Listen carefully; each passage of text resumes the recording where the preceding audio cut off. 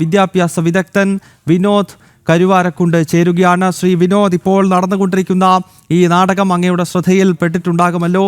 CPM CPI ഈ PM ശ്രീയുമായി ബന്ധപ്പെട്ട അനാവശ്യ വിവാദങ്ങൾ സൃഷ്ടിക്കുകയാണ്. നമുക്കറിയാം PM ശ്രീ ഒരു വിദ്യാഭ്യാസ നവീകരണം ലക്ഷ്യമിട്ടുകൊണ്ട്, വിദ്യാഭ്യാസ പുരോഗതി ലക്ഷ്യമിട്ടുകൊണ്ടുള്ള ഒരു പദ്ധതിയാണ്. ആ പദ്ധതിയെ മുൻനിർത്തിക്കൊണ്ടാണ് ഈ രാഷ്ട്രീയ നാടകം തുടരുന്നത്. അങ്ങ് എങ്ങനെയാണ് ഈ വിഷയങ്ങളെ നോക്കിക്കാണുന്നത് ശ്രീ വിനോദ്?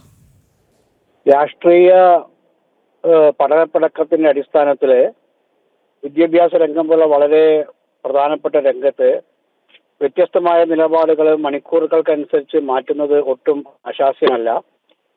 അതുകൊണ്ട് എന്ത് നിലപാടെടുത്താലും PM ശ്രീ പദ്ധതിയും അതുപോലെ തന്നെ കേന്ദ്ര പുതിയ ദേശീയ വിദ്യാഭ്യാസ നയത്തിന്റെ അടിസ്ഥാനത്തിൽ കേരളത്തിലെ വിദ്യാർത്ഥികൾക്ക് ലഭിക്കേണ്ട അവകാശങ്ങളിൽ നിന്നും കേരള സർക്കാർ പിന്തിരിയുക എന്നുള്ളത് വളരെ മോശമായ ഒരു കാര്യമാണ്. ഇതിനെതിരെ കേരളത്തിലെ അക്കാദമിക് സമൂഹവും പൊതുസമൂഹവുമാണ് മുന്നോട്ട് വരേണ്ടത്.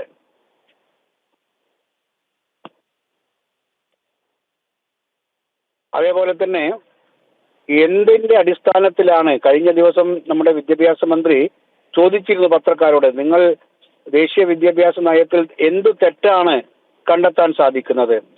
അപ്പോൾ തെറ്റ് കണ്ടെത്താൻ സാധിക്കാത്ത ആ ദേശീയ വിദ്യാഭ്യാസ നയം, അതുപോലെ തന്നെ PM ശ്രീ പദ്ധതിയെ പോലെ അല്ലെങ്കിൽ SSA പോലുള്ള പദ്ധതി കേന്ദ്ര സംസ്ഥാന സർക്കാരുകളുടെ സഹകരണത്തോടെ കൺകറന്റ് ലിസ്റ്റിൽപ്പെട്ട വിദ്യാഭ്യാസത്തിന്റെ സഹകരിച്ചുള്ള പ്രവർത്തനത്തിന് ആവശ്യമായ ഫണ്ടിങ്ങിന്റെ കാര്യത്തിൽ അത് നടക്കണമെങ്കിൽ അതെല്ലാം കേരളത്തിലെ വിദ്യാർത്ഥികൾക്ക് അവകാശപ്പെട്ടതാണ്.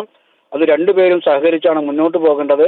അതിൽ നിന്നും സംസ്ഥാന സർക്കാർ അവരുടെ മുന്നണി രാഷ്ട്രീയത്തിനുള്ളിലുള്ള ചെറിയ ചെറിയ വിഷയത്തിന്റെ പേരിൽ പിന്നോട്ട് പോകുന്നത് കേരള സമൂഹത്തെ വഞ്ചിക്കുന്നതിന് തുല്യമാണ്. ശ്രീ വളരെ നന്ദി ശ്രീ വിനോദ് കരുവാരക്കുണ്ട്, വിദ്യാഭ്യാസ വിദഗ്ധൻ, ഈ വിഷയത്തിൽ ഈ ഘട്ടത്തിൽ ജനം TV ക്കൊപ്പം ചേർന്നതിന്.